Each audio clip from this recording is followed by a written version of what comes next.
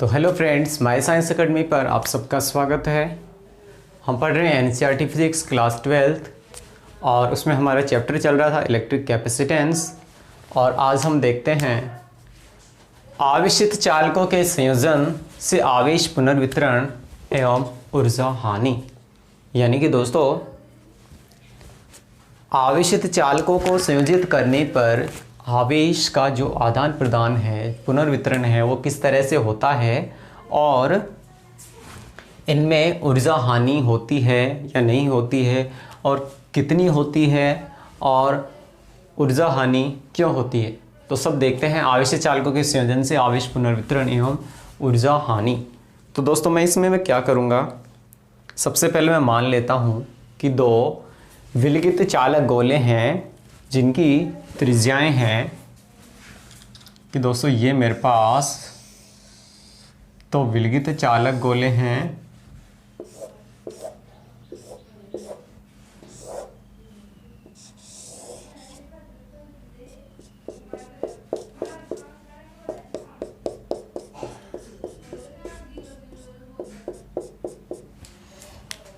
दोस्तों विलगित चालक गोले हैं। ये मेरा ए गोला है, ये बी गोला है। दोस्तों चालक गोले हैं इसलिए प्लस प्लस दिखा देता हूँ इनकी सरफेस पे। ये भी दोस्तों प्लस प्लस हो जाएगा। और दोस्तों जो विलगित चालक गोले हैं इसकी त्रिज्या मैं मान लेता हूँ कि जो ए गोला है इसकी त्रिज्या मान लेता हूँ कैपिटल R1। ऐसे ही दोस्तों इसकी त्रिज्या मान लेता हूँ कैपिटल R2। ऐसे ही दोस्तों इसको, इन दोनों चालक गोलों को मैंने कुचालक स्टैंड से रखा है और इन पर जो धारिता है वो है इसकी C1 है, इसकी C2 है। दोस्तों इसको Q आवेश देने पर इसके विभव में परिवर्तन है V1 और इसको Q2 आवेश देने पर विभव में परिवर्तन है V2। अब दोस्तों ये मेरी स्थिति है चालक तार जोड़ने से पूर्व। अब दोस्तों ये मेरे पास ऐसी व्यवस्था है और इनकी हेल्प से मैं क्या करूँगा, इन दोनों चालकों को संयोजित करके आवेश का क्या करूँगा, पुनर्वितरण करूँगा। तो दोस्तों आवेश के पुनर्वितरण में इम्पोर्टेंट क्या कंडीशन है कि दो आवेशित चालक, सबसे पहले क्या होने चाहिए, दो आवेशित चालक होने चाहिए। और दोस्तों दोनों क्या होने चाहिए, असमान विभव पर। दोस्तों इंपॉर्टेंट केस है ये, असमान विभव पर। यदि आपसे छोटा क्वेश्चन पूछा जाता है कि यदि दो आवेशित चालक गोले हैं और उनको संयोजित किया जाता है तो यदि उनका विभव समान होगा तो क्या उनमें आवेशों का आदान प्रदान होगा, तो दोस्तों नहीं होगा। कि आवेशित चालक हैं और उनका विभव क्या है, असमान विभव है, तो इन आवेशित चालकों के मध्य आवेश का क्या होगा, आदान प्रदान होगा। और आवेश का आदान प्रदान तब तक होता है जब तक कि दोनों चालकों पर विभव का मान क्या ना हो जाए, एक समान ना हो जाए। यानी कि जो आवेशों का आदान प्रदान है तब तक होता है जब तक कि दोनों पर विभव का मान क्या ना हो जाए, एक समान ना हो जाए। तो दोस्तों इस प्रक्रिया में क्या होती है, कुछ ऊर्जा की क्या होती है, हानि होती है। यानी आपसे क्वेश्चन पूछा जाता है कि आवेशों के पुनर्वितरण में ऊर्जा हानि क्यों होती है, तो आप बता सकते हैं कि आवेशित चालकों के मध्य आवेश के आदान प्रदान में जो विभव है वो हमेशा उच्च विभव से निम्न विभव की ओर गतिमान होता है।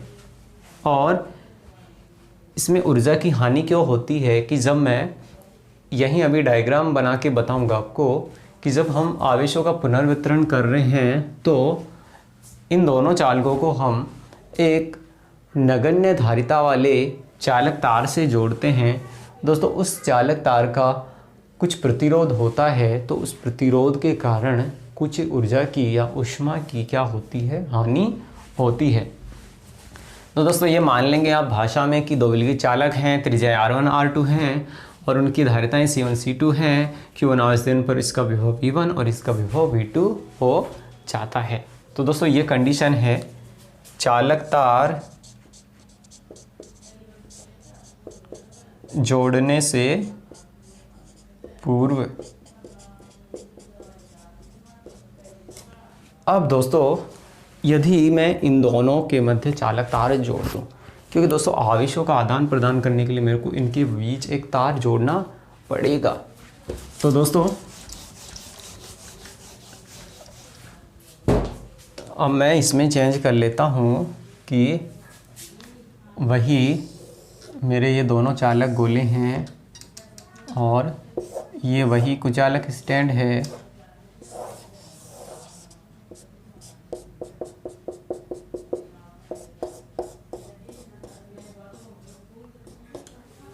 वही दोस्तों इनकी त्रिज्याएं हैं R1, दोस्तों इनकी त्रिज्याएं हैं R2। ये मेरा चालक गोला A है, ये चालक गोला B है, वही प्लस प्लस, इस पे भी plus plus plus plus plus plus. अब दोस्तों इन दोनों गोलों को वही इसकी धारिता है C1, इसकी धारिता है C2। अब दोस्तों यदि मैं इस पर इन दोनों को एक नगण्य धारिता वाले चालक तार से जोड़ दूं, यानी कि दोस्तों ये है नगण्य धारिता का चालक तार। और दोस्तों इस चालक तार की धारिता नगण्य होती है, लेकिन इसका कुछ ना कुछ क्या होता है, प्रतिरोध होता है। तो दोस्तों इससे जोड़ दूंगा तब क्या होगा कि जो आवेश है, आवेश का आदान प्रदान होगा। आवेश उच्च विभव से यानी उच्च विभव के चालक से निम्न विभव के चालक गोले में क्या होता है, स्थानांतरित होता है। और दोस्तों कब तक होता है, उच्च विभव से निम्न विभव तक आवेश कब तक स्थानांतरित होता है, जब तक कि दोनों चालक गोलों पर विभव का मान क्या ना हो जाए, एक समान ना हो जाए। इंपॉर्टेंट बात है इसमें कि आवेश का आदान प्रदान उच्च विभव से निम्न विभव की ओर होता है और तब तक होता है जब तक दोनों चालकों पर विभव का मान क्या ना हो जाए, एक समान ना हो जाए। तो दोस्तों आवेश के आदान प्रदान से इस पे आवेश तो हो जाता है Q1 डैश और इस पे आवेश हो जाता है Q2 डैश। और दोस्तों जब आवेशों का आदान प्रदान होगा तो इन पे विभव का मान क्या हो जाएगा, एक समान। यानी कि मैं मान लेता हूँ कि चालक तार जोड़ने के बाद इन पर विभव हो जाता है V। तो दोस्तों ये तो कंडीशन थी चालक तार जोड़ने से पूर्व, और ये मेरी कंडीशन है चालक तार जोड़ने के बाद। तो दोस्तों ये दोनों डायग्राम यदि आप समझ में आ जाते हैं तो आप आसानी से इसका डेरिवेशन कर सकते हैं। तो दोस्तों यहाँ से फर्स्ट डायग्राम में आप देखिए कि जो पहला गोला है उस पे आवेश का मान कितना है, Q1। तो दोस्तों इसके लिए Q1 का मान क्या आएगा, यहाँ से Q इक्वल टू होता है CV, तो Q1 इक्वल टू हो जाएगा C1 V1। ऐसे ही यहाँ से दोस्तों क्या आ जाएगा, Q2 बराबर C2 V2। तो दोस्तों ये मेरी हो जाती है इक्वेशन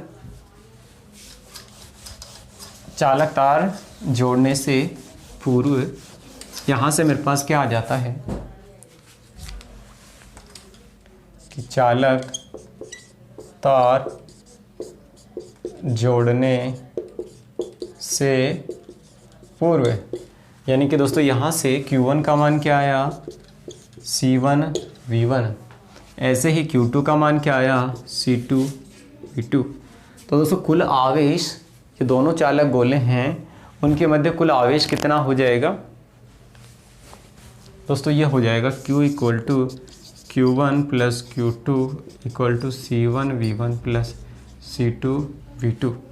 दोस्तों यानी कि Q बराबर आ गया C1V1 प्लस C2V2। ऐसे ही दोस्तों इसको मैं इक्वेशन दे देता हूँ 1। और दोस्तों दूसरे डायग्राम में देखें, जब आवेश का आदान प्रदान हो चुका है यानी चालक तार जोड़ने के बाद मेरे पास इक्वेशन क्या आएगी। दोस्तों इस इक्वेशन को मैं यहाँ ऊपर लिख लेता हूँ, यानी कि ये मेरे पास इक्वेशन आई 1 कि Q equal to C1V1 plus C2V2। Equation है मेरी 1, इसको मैं बाद में काम में लूँगा। ऐसे ही चालक तार जोड़ने के बाद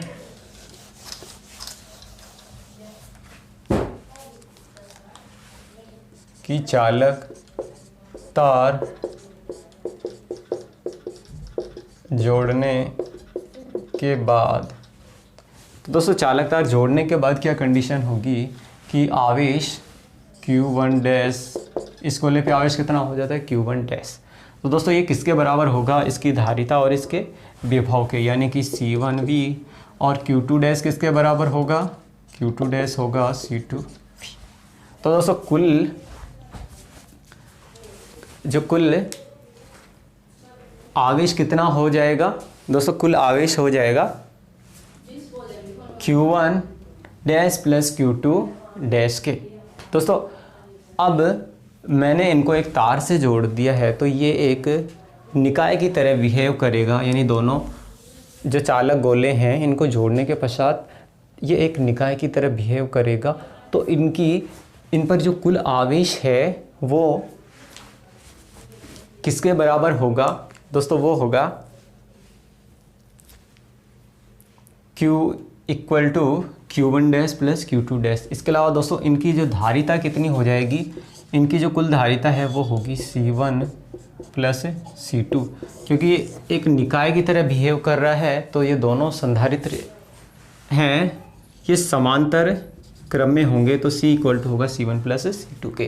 तो दोस्तों यहाँ से तो मैं क्या लिख सकता हूँ, Q1 dash plus Q2 dash, यानी Q इक्वल टू कुल आवेश कितना होगा C1V प्लस C2V, यानी Q इक्वल टू आया, V कॉमन ले लूँ यदि मैं, तो ये आया C1 प्लस C2।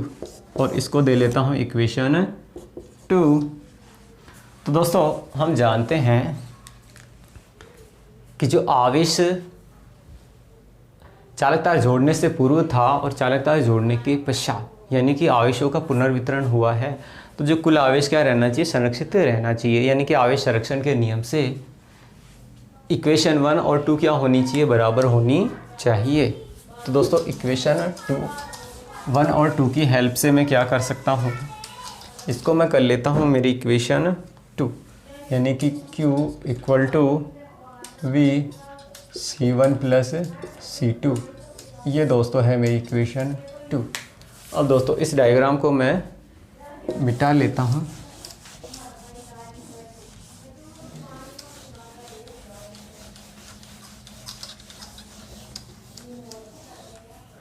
तो यानी कि आवेश संरक्षण के नियम से क्या हो जाएगा, आवेश संरक्षण के नियम से, आवेश संरक्षण के नियम से दोस्तों इससे होगा कि इक्वेशन 1 और 2 क्या होनी चाहिए, बराबर, यानी कि C1 प्लस C2V बराबर होना चाहिए C1V1 प्लस C2V2 के।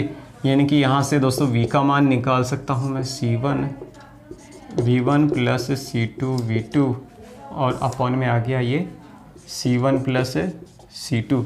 दोस्तों ये आ गया मेरे पास V का मान, जिसे हम बोलते हैं उभयनिष्ठ विभव, यानी कि आवेश पुनर्वितरण के पश्चात जो दोनों आवेश चालक हैं उन पर जो विभव है वो है C1V1 प्लस C2V2 अपॉन में C1 प्लस C2।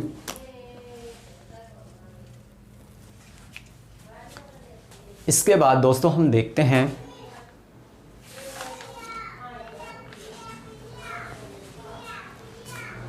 कि जो आवेशों के पुनर्वितरण के पश्चात Q1 डैश और Q2 डैश इनका अनुपात क्या आया? कि दोस्तों जो पहले हमने देखा कि आवेशों के पुनर्वितरण से पहले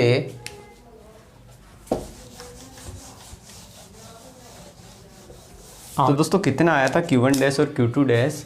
दोस्तों ये आया था Q1 dash equal to C1V और Q2 डैश आया था C2V। तो दोस्तों आवेश के पुनर्वितरण के पश्चात जो आवेशों का अनुपात क्या होता है, ये होता है Q1 डैश अपॉन में Q2 डैश इक्वल टू यहाँ से होगा C1V अपॉन में C2V। V से V कैंसिल हो जाएगा तो ये कितना हो जाएगा C1 अपॉन में C2। यानी कि आवेशों के पुनर्वितरण में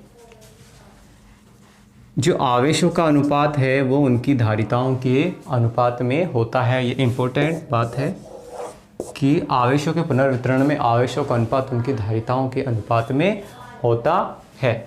अब दोस्तों मैं इसमें ये मान के चलूँगा कि जो प्रथम चालक गोला है उस पर विभव का मान यदि अधिक हो तो क्या होगा, यानी मैं मान लूँ कि V1 is greater then V2, यानी कि यदि V1 इज़ ग्रेटर देन हो V2 तो दोस्तों मैं क्या लिख सकता हूँ कि जो उभयनिष्ठ विभव है वो क्या होगा, V1 is greater then and V1 is less than, यानी कि जो उभयनिष्ठ विभव है वो इस V1 से कम होगा और V2 से क्या होगा, अधिक होगा।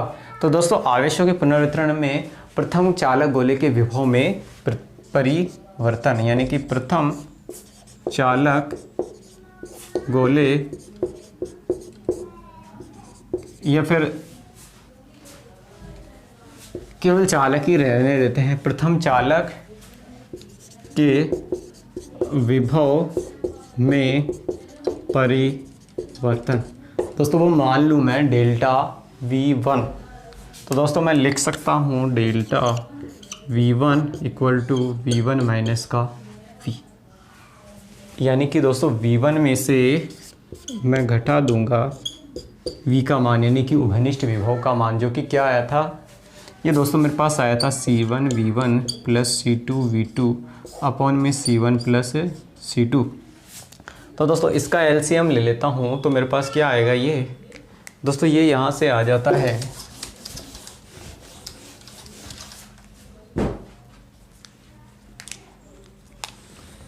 Delta V1 equal to C1V1 plus C2V1, यानी कि मैं ले लेता हूँ LCM C1 plus C2, C1V1 plus C2V1 minus C1V1 minus C2V2। तो दोस्तों यहाँ कुछ कैंसिल हो रहा है क्या दोस्तों, C1V1 कैंसिल हो रहा है।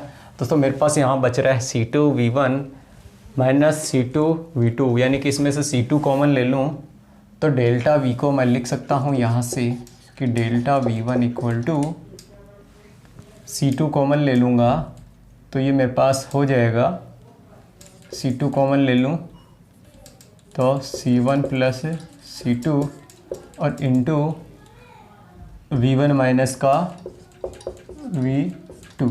तो दोस्तों ये इक्वेशन दे लेता हूँ एक में, जो भी मेरी चल रही है ये आ गई मेरे पास डेल्टा V1 का मान। ऐसे दोस्तों द्वितीय है जो आवेशित चालक है उसके विभव में परिवर्तन क्या हो जाएगा,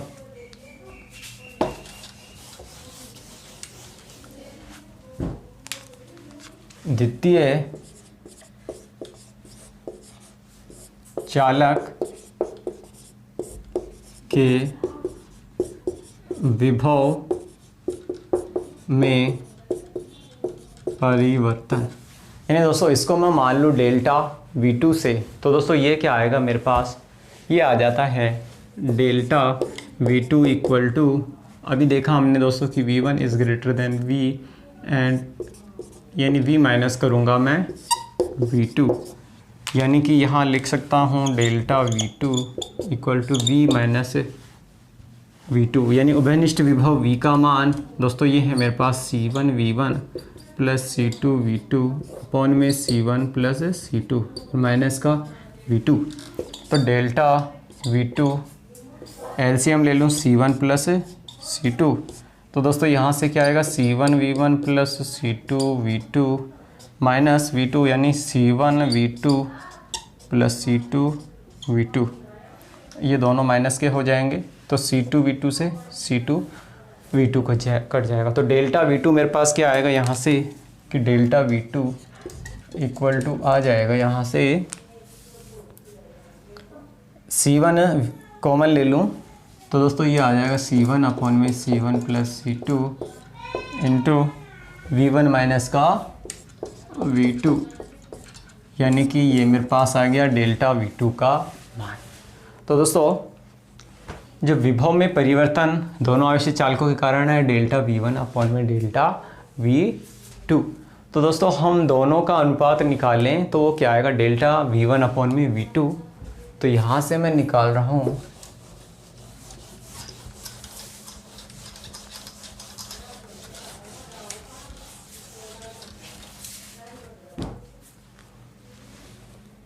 डेल्टा V1 अपॉन में डेल्टा V2 यानी कि इसमें इसका भाग देता हूँ तो मेरे पास क्या आएगा C2 अपॉन में C1 यानी जो आवेशित चालकों के पुनर्वितरण में जो विभव में परिवर्तन का अनुपात है वो उनकी धारिताओं के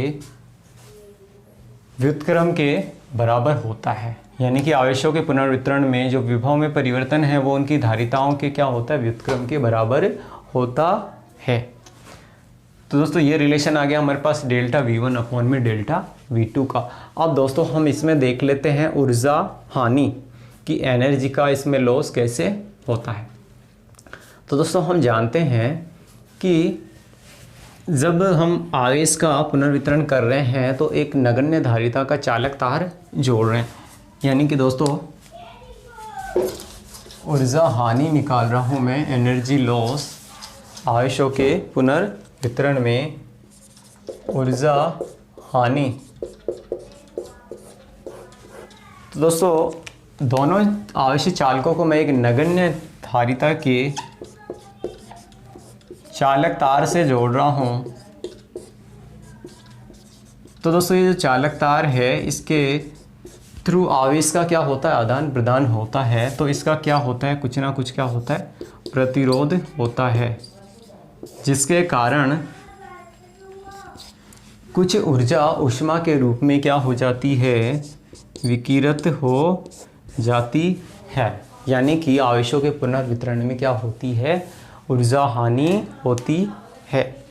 तो दोस्तों यदि हमें चालक तार जोड़ने से पूर्व की स्थिति ऊर्जा पता हो और चालक तार जोड़ने के बाद की स्थिति ऊर्जा पता हो तो हम आसानी से क्या निकाल सकते हैं ऊर्जा हानि निकाल सकते हैं। तो दोस्तों मैं निकाल लेता हूं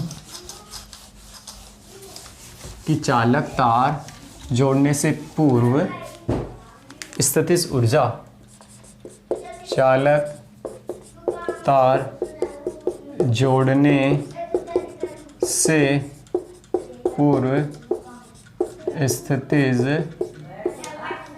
ऊर्जा यानी कि दोस्तों हमने इससे ऊर्जा देखी थी जब हमने संधारित्र की मध्य संचित ऊर्जा निकाली। तो हमारे पास U के लिए क्या व्यंजक आया था दोस्तों U के लिए हमारे पास तीन व्यंजक आए थे U equal to half QV, U equal to CV square और U equal to Q square by 2C। तो हम दोस्तों यहाँ काम में लेंगे U equal to half CV square U equal to half CV square. तो दोस्तों चालक तार जोड़ने से पूर्व स्थिति ऊर्जा क्या होगी ये होती है U equal to half CV square. दोस्तों चालक तार जोड़ने से पूर्व इसकी जो धारिता थी और जो विभव था वो क्या था धारिता थी इसकी C1 C2 और विभव था इसका V1 V2। यानी कि U का मान यहाँ से मैं लिख सकता हूँ हाफ C1 V1 का square plus half C2 V2 का स्क्वायर। इक्वेशन दे लेता हूँ इसको 1। ऐसे ही दोस्तों जो चालक तार जोड़ने के पश्चात स्थितिज ऊर्जा क्या होगी चालक तार जोड़ने के पश्चात स्थितिज ऊर्जा, यानी कि अगर दोस्तों इसको मैं मान लूँ U और चालक तार जोड़ने के पश्चात स्थितिज ऊर्जा है उसको मैं मान लूँ U डैश, तो दोस्तों ये क्या होगी, दोस्तों ये हो जाएगी, चालक तार को एक तार से जोड़ देता हूँ, एक निकाय की तरह बिहेव करता है, तो इसकी जो धारिता क्या होती है C = C1 + C2 के, यानी कि ये हो जाएगा हाफ C1 + C2 और इसका विभव कितना हो जाता है V, यानी कि V का स्क्वायर। तो दोस्तों U डैश बराबर आ गया हाफ C1 + C2 × V का स्क्वायर। तो दोस्तों अब हमें निकालनी है ऊर्जा हानि, इसको दे लेता हूँ इक्वेशन 2। तो दोस्तों ऊर्जा हानि क्या होगी, डेल्टा U = U माइनस का U डैश, यानी कि इक्वेशन 1 में से इक्वेशन हम 2 को घटा देते हैं। तो दोस्तों क्या आ जाता है ये, दोस्तों मैं यहाँ चाहूँ तो यहाँ V का मान अभी रख सकता हूँ, तो रख लेता हूँ मैं पहले V का मान। दोस्तों V का मान कितना होता है C1 V1 + C2 V2 upon में C1 + C2, यानी कि U डैश का मान मेरे पास यहाँ से आ जाता है U dash = half C1 + C2 और V का मान यहाँ से क्या आया C1 V1 + C2 V2, इसका स्क्वायर यानी इसका स्क्वायर और C1 + C2 का होल स्क्वायर। तो दोस्तों इससे ये कट जाएगा, यानी कि मेरे पास केवल ये बच जाएगा अपॉन में C1 + C2। तो दोस्तों ऊर्जा हानि होगी डेल्टा U - U डैश, तो यहाँ से निकाल लेता हूँ मैं ऊर्जा हानि। तो डेल्टा U को मैं लिख सकता हूँ U, यानी कि हाफ C1 V1 का square plus half C2 V2 का स्क्वायर माइनस U डैश, यानी कि half C1 V1 + C2 V2 का होल स्क्वायर और C1 + C2। दोस्तों ये संबंध आता है डेल्टा U बराबर U माइनस U डैश के लिए। अब इसे मैं सोल्व कर लेता हूँ, तो क्या कर लो, मैं यहाँ से ले रहा हूँ इसका LCM C1 + C2।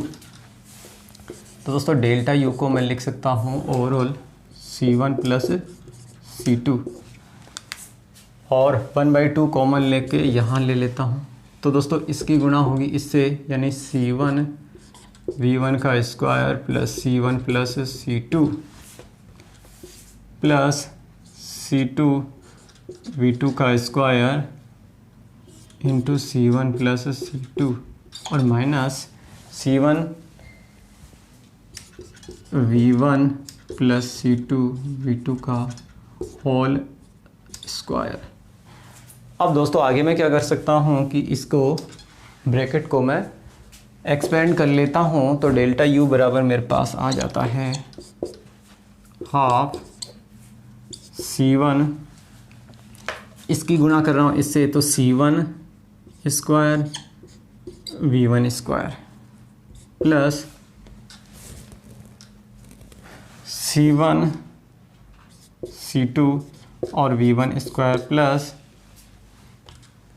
C2 C1 यानी C1 C2 V2 का स्क्वायर प्लस C2 का स्क्वायर V2 का स्क्वायर और minus C1 square V1 square plus C2 square V2 square और minus 2 C1 V1 into C2 V2 और अपॉन में चल रहा है मेरा C1 + C2 के। तो दोस्तों जो भी यहाँ टर्म्स कट रही हैं उनको मैं काट लेता हूँ।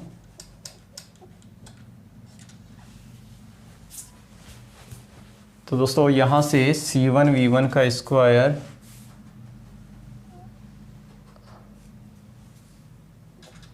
ये कट जाता है और C2 V2 का स्क्वायर कट जाता है। तो दोस्तों ऐसे इसको मैं सोल्व कर लेता हूँ तो मेरे पास क्या बचता है ये कि डेल्टा U इक्वल टू आ जाता है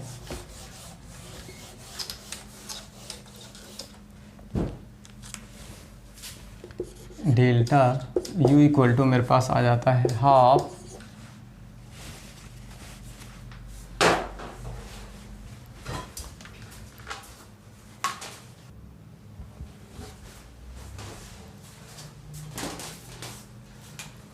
यानी कि इसको सोल्व करने पर आ जाता है C1 डॉट C2 और अपॉन में चल रहा है C1 प्लस C2 और इंटू V1 माइनस V2 का होल स्क्वायर। दोस्तों ये रिलेशन आ जाता है ऊर्जा हानि के लिए डेल्टा U।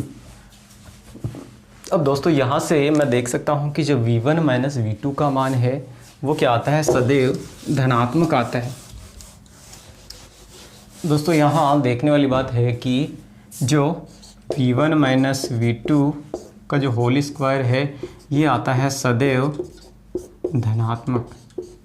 दोस्तों अगर ये हिस्सा धनात्मक आएगा इसका मतलब ये है कि ये हिस्सा डेल्टा U हमेशा पॉजिटिव आएगा, यानी कि आवेशों के पुनर्वितरण में सदैव क्या होगी, ऊर्जा हानि होगी। यदि V1 माइनस V2 का स्क्वायर सदैव धनात्मक है तो क्या होगी, सदैव आवेशों के पुनर्वितरण में सदैव क्या होगी, ऊर्जा हानि होगी। और यदि दोस्तों एक केस ऐसा हो सकता है कि V1 इक्वल टू हो V2 के, यानी कि विभव, दोनों आवेश चालकों का यदि विभव समान है तो इस कंडीशन में क्या होगा दोस्तों कि आवेशों का पुनर्वितरण नहीं होगा। और दोस्तों यदि आवेशों का पुनर्वितरण नहीं होगा तो यदि आवेशों का पुनर्वितरण नहीं होगा तो ऊर्जा हानि भी नहीं होगी, यानी कि आवेशों का पुनर्वितरण नहीं तो दोस्तों क्या होगी, ऊर्जा हानि भी नहीं होगी। यानी दोस्तों यदि आपसे बोर्ड एग्जाम में क्वेश्चन पूछ लिया जाता है कि दो आवेशित चालक हैं उनका विभव एक समान है तो आवेशों के पुनर्वितरण में ऊर्जा हानि होगी क्या, या फिर इनके मध्य आवेशों का आदान प्रदान होगा क्या। कि दोस्तों यदि दो आवेशित चालक समान विभव पर हैं तो उनके बीच आवेशों का क्या होगा, पुनर्वितरण नहीं होगा। यदि आवेशों का पुनर्वितरण ही नहीं होगा तो क्या होगा दोस्तों, ऊर्जा हानि भी नहीं होगी। तो दोस्तों आप एक और इम्पोर्टेंट बात ध्यान रख सकते हैं कि किसी संधारित्र को यदि मैं 20 वोल्ट की बैटरी से जोड़ के चार्ज कर रहा हूं, यानी कि संधारित्र को 20 वोल्ट की बैटरी से जोड़कर, यानी कि दोस्तों किसी संधारित्र को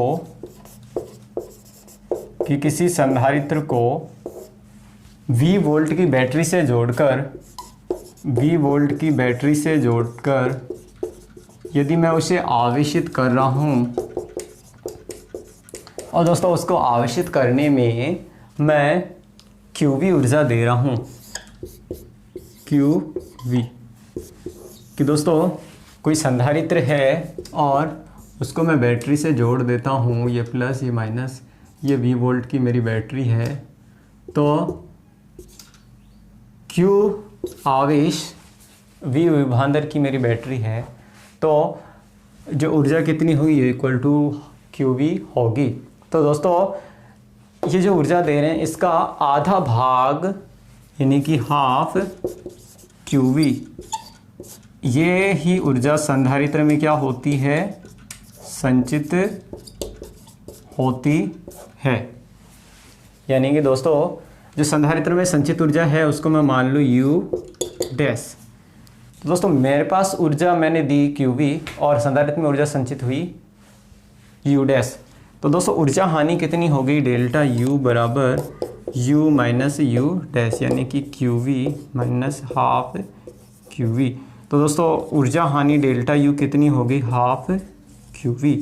दोस्तों यदि आपसे क्वेश्चन पूछा जाता है बोर्ड एग्जाम में कि इसी संधारित्र को संचित करने में